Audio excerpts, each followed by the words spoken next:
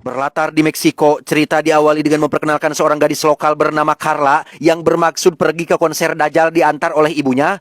Karena terlalu banyak makan seblak dengan taburan Aida yang habis sampai 10 bungkus, Carla pun minta berhenti sebentar tepat di wilayah pesawahan dan secara tak sengaja menemukan kuburan massal yang sudah dikerubungi oleh banyak lalat. Hey, what happened? What's wrong? Dan kisah akan berfokus pada seorang pria bernama Armando yang sedang ngopi di warung dekat kantor polisi. Di mana saat Armando akan pergi, ia secara kebetulan melihat Carla dan si tante baru saja selesai melapor, tapi malah didatangi oleh sekelompok preman yang ingin menculik mereka berdua. Melihat hal itu, Armando langsung bereaksi untuk menyelamatkan keduanya, tapi malah dicegah oleh seorang teman yang memberitahu untuk jangan ikut campur dalam urusan orang lain. Put your seat, bitch! Let him go, man. That's enough. Dan ya, meski sudah diperingatkan, Armando tetap saja ikut campur dalam urusan orang lain yang tepat saat ia akan diserang, tiba-tiba...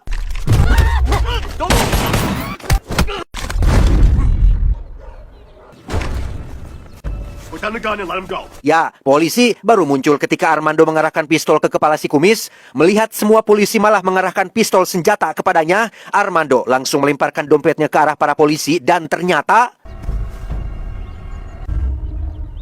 Captain.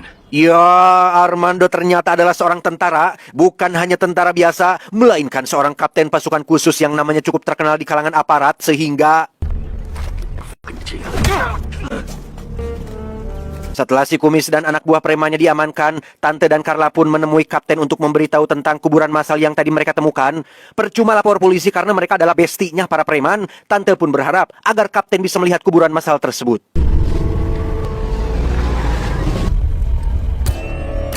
Ternyata kuburan massal itu adalah berisi 10 tentara yang tewas dalam operasi penggerbekan narkoba dan kemungkinan besar telah dibunuh oleh kelompok kartel paling berbahaya di kota tersebut.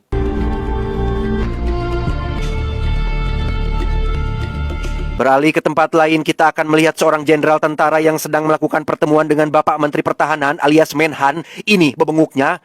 Terkait kuburan massal tersebut, jenderal yakin jika ke-10 tentaranya telah dibunuh oleh seorang pria bernama Yosep yang tiada lain adalah bos kartel Meksiko yang paling berbahaya di kota ini. Selain memimpin banyak preman lokal setempat, Yosep juga menjadi backingan bandar narkoba sehingga cukup masuk akal jika ke-10 prajuritnya telah dibunuh oleh sosok si Yosep tersebut. Just so you know, we'll be going to be responsible. Karena masalah ini makin serius, jenderal pun akan menugaskan seseorang yang punya kemampuan dan pengalaman jauh lebih hebat dari sebelumnya. Orang itu adalah Kapten Armando yang akan melakukan operasi penggerbekan menggantikan tim yang sebelumnya. He came here specifically to run the operation. Well, you have my full support, Captain. Melihat yang terbaik akan turun tangan, Menhan pun mengaku lega dan tidak khawatir lagi soal kasus narkoba ini. Beliau hanya ingin masalah ini cepat beres supaya bisa punya prestasi karena tahun depan ia akan mencalonkan diri sebagai presiden. Well, Oh, welcome. thank you very much. Dan mari saya perkenalkan Anda dengan sosok Yosep, si bos kartel yang terlihat sedang berada di rumahnya menonton berita tentang penemuan kuburan massal. Sesuai dugaan jenderal, Yosep adalah pelaku yang telah menghabisi ke-10 tentara, bahkan si kumis yang tadi sempat bersih tegang dengan Armando, tiada lain adalah adik kandung dari si Yosep ini. I spoke to the secretary. He's not just any soldier, Roman. Mendengar nama Kapten Armando sudah tiba di kota mereka, Yosep pun meminta si kumis untuk berhati-hati dan jangan berlagak sok jago. Karena tidak seperti aparat yang mereka kenal, Kapten Armando adalah sosok PNS yang bukan sembarangan. Bahkan ada selentingan kabar yang mengatakan jika Kapten Armando punya metode brutal dalam menyiksa para penjahat, yaitu dengan cara menghapus akun IG dan TikTok mereka secara permanen. I've already set up a meeting with that goddamn secretary. Well, let's go.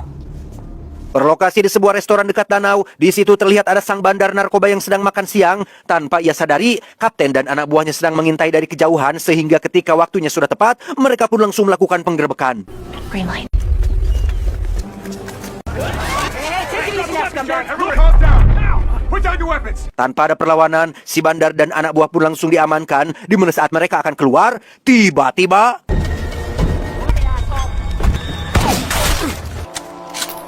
Ya, beruntung kapten memiliki seorang penembak jitu terbaik di dalam timnya, sehingga beres sudahlah misi yang sulit ini. Sebagai hadiah atas kesuksesan misi mereka, kapten dan 4 anak buahnya pun mendapat cuti selama 3 hari dari sang jenderal. Namun, masalah ini belum benar-benar selesai, karena masih ada raja terakhir yaitu Yosep, si bos kartel, yang masih belum ada cukup bukti untuk dilakukan penangkapan. I'll let you know as soon as I get a response from him. I'll pass it along, Colonel. Beralih ke lokasi perbukitan, kita akan melihat sosok Bapak Menteri Pertahanan yang sedang melakukan pertemuan dengan seseorang, yaitu si Yosef. Ternyata, seperti yang sudah bisa Anda tebak, Yosef dan Bapak Menhan adalah teman. Bandar narkoba yang baru ditangkap merupakan pemasok uang terbesar yang Menhan miliki, sehingga untuk menjaga penghasilan dan aliran uang mereka tetap aman, Bapak Menhan pun menyuruh Yosef untuk habisi Kapten Armando dan anak buahnya sebelum semua bisnis haram mereka dibabat habis.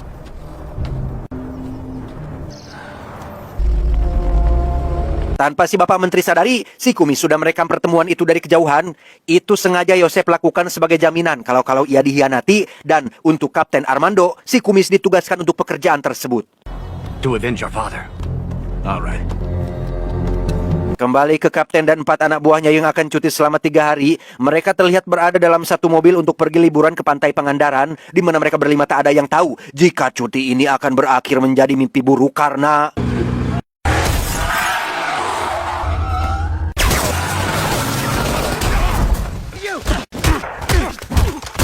Ya, meski tanpa persiapan, Kapten dan tim masih cukup tangguh untuk mengalahkan para penjahat. Mereka dengan cepat mengambil alih seluruh persenjataan dan tiba-tiba...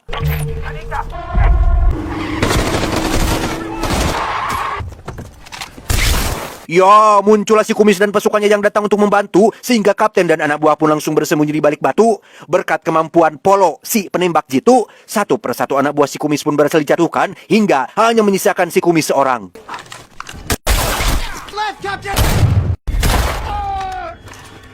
Si Kumis pun sekarat akibat terkena tembakan, namun masih sempat melubangi ban mobil supaya Kapten dan anak buahnya tidak bisa pergi kemana-mana. Kapten memanfaatkan hal itu untuk mencari tahu siapa pengkhianat yang sudah memberitahukan identitas mereka, tapi si Kumis keburu mati sebelum selesai diinterogasi. Who sold us out? Alhasil, situasi kini menjadi cukup sulit. Selain ada orang dalam yang berkhianat, mereka juga tidak bisa kembali ke pangkalan akibat mobil yang bannya bocor, sehingga satu-satunya cara untuk menghindari musuh yang akan datang adalah dengan masuk ke dalam hutan. Move out! Tak lama setelah Kapten pergi, Yosef dan pasukan pun datang untuk melihat perkembangan. Alih-alih melihat jasad Kapten Armando, justru ia malah menemukan jasad adiknya yang sudah tewas. Sadar jika lawannya kali ini bukan orang sembarangan, Yosef sudah menyewa jasa tentara bayaran yang dipimpin oleh Yuli untuk memburu si Kapten dan anak buahnya. MS-13. That's where the fucker is going. Move out! Tidak benar-benar pergi jauh, Kapten dan pasukan khususnya pun terlihat bersembunyi di atas bukit menunggu kedatangan musuh yang akan datang. Masih mengandalkan Polo, si penembak jitu terbaik, ia terlihat menggosok jaketnya ke tanah agar tidak terlalu mencolok. Dan ketika waktunya sudah tiba, ia pun langsung melakukan bidikannya dan...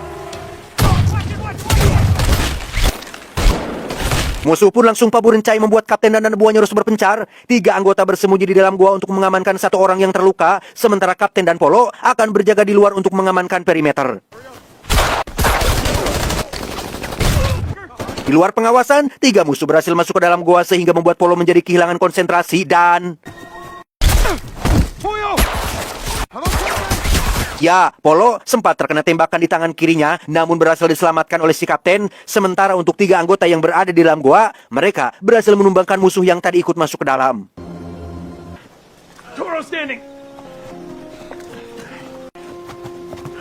Yuli sendiri langsung kabur setelah menyadari anak buahnya sudah tewas. Sementara untuk si Kapten, ia curiga jika ponsel mereka berlima sudah disadap, sehingga untuk mencegah pelacakan, Kapten langsung mengumpulkan semua ponsel untuk dibuang. Soldiers, your phone. Tak lama, Yuli akhirnya bertemu dengan Yosef yang menyusul dari belakang. Yuli memberitahu bahwa semua anak buahnya sudah mati dan sadar jika target yang mereka incar kali ini bukanlah orang-orang sembarangan. Namun, demi membalas kematian si Kumis adiknya, Yosef akan tetap melanjutkan pengejaran ini dengan modal puluhan pasukan dan persenjataan berat yang sudah ia bawa. So get your shit together! Yes, sir! Beralih ke Kapten dan anak buah yang sedang istirahat sebentar. Di situ Kapten penasaran dengan isi ponsel milik si Kumis yang tadi sempat ia bawa. Di situ Kapten menemukan rekaman video pertemuan Yosef dan si Bapak Menteri, hingga akhirnya terungkaplah siapa sosok pengkhianat yang sebenarnya. We're compromised. What is it, boss? Tak ada waktu untuk memikirkan pengkhianat ini. Kapten dan tim pun kembali melanjutkan perjalanan hingga sampai di satu tempat yang ada rumah warganya. Bukan rumah warga biasa, itu ternyata adalah rumah milik preman anak buahnya si Yosep. Karena butuh perbekalan dan amunisi yang lebih banyak, mereka terpaksa harus merebut rumah itu dari para preman sehingga...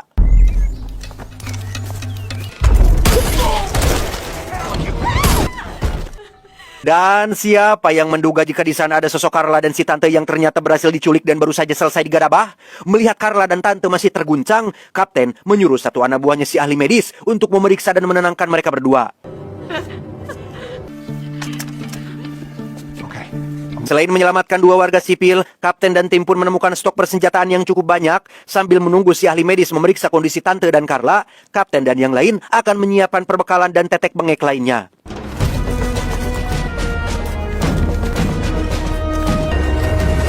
Tanpa Kapten sadari, Yosep dan pasukan berhasil menemukan jejak mereka dari darah si Polo yang terdapat di atas batu. Itu menjadi petunjuk penting untuk Yosep tahu kemana arah pengejaran mereka, sehingga tepat saat hari sudah gelap, Yosep dan pasukan terlihat sudah berada semakin dekat dengan posisi Kapten dan kawan-kawannya.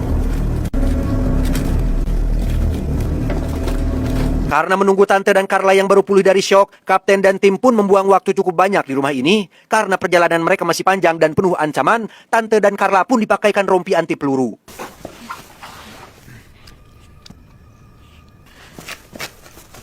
Ketika semuanya sudah siap, Kapten menyuruh tim untuk langsung berangkat dan tepat saat mereka baru saja keluar dari rumah, tiba-tiba...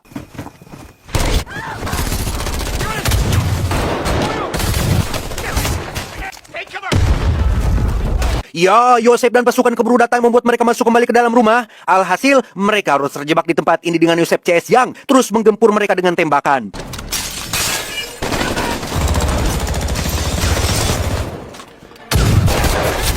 Satu-satunya orang yang paling diandalkan lagi-lagi tentu saja adalah Polo, si penembak jitu. Namun ia malah terkena tembakan di bagian kaki sehingga...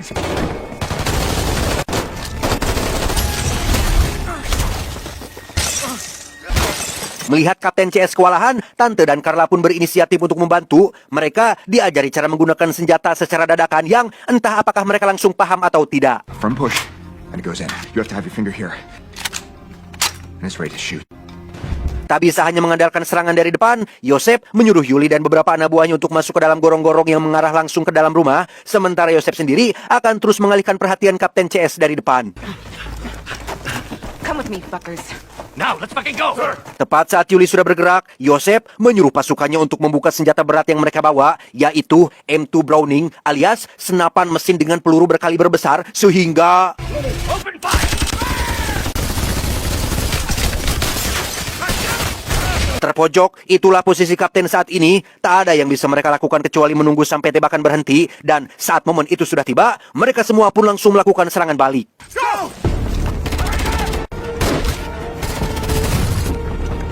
Saat musuh sedang mengisi peluru itulah, Kapten dan satu anak buah bernama Samsul pun keluar untuk melemparkan granat dan...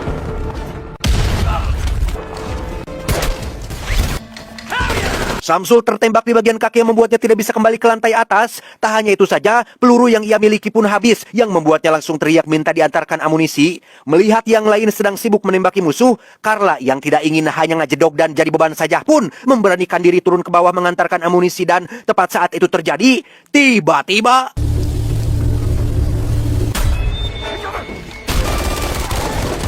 Kepalang sekarat, Samsul pun mengambil sebuah granat untuk ia lempar ke dalam terowongan dan...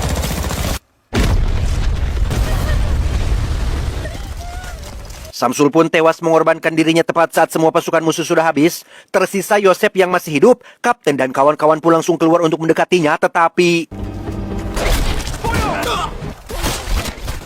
Ya, Polo menjadi orang kedua yang mati setelah ditembak oleh anak buah terakhir Yosep. Melihat penembak jitu terbaiknya sudah tewas, Kapten pun tampak sangat terpukul namun tidak bisa berbuat apa-apa. Apalagi ketika Yosep menyerahkan diri dengan menjatuhkan senjatanya, Kapten sangat ingin sekali menembak babatok hulunya, tapi tidak bisa melakukannya. Go ahead. No, we have honor. Kepalang rungsing, Kapten menantang Yosep untuk melakukan duel tanpa campur tangan orang lain dan...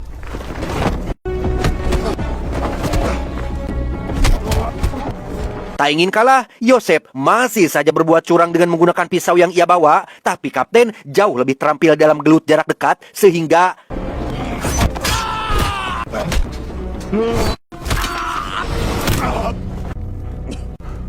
Ketika Yosef sudah kalah, Kapten rasanya ingin sekali menghabisinya dengan cara yang brutal dan memuaskan, tetapi ia masih punya etika dalam sebuah pertarungan dan memilih untuk akan menyerahkannya ke pihak berwajib.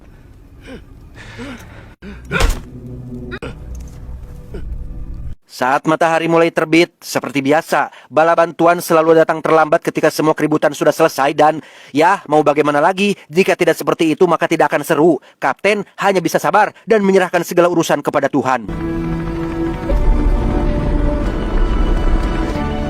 Untuk si Bapak Menhan yang berkhianat, tidak diceritakan bagaimana nasibnya, tapi dari barang bukti berupa rekaman video yang Kapten temukan, itu sepertinya sudah cukup untuk menggagalkan rencana pencalonannya di pemilu tahun depan, karena jika si menteri ini sampai sukses jadi presiden, wah, nggak bahaya tah? Tamat, ending yang cukup membagongkan.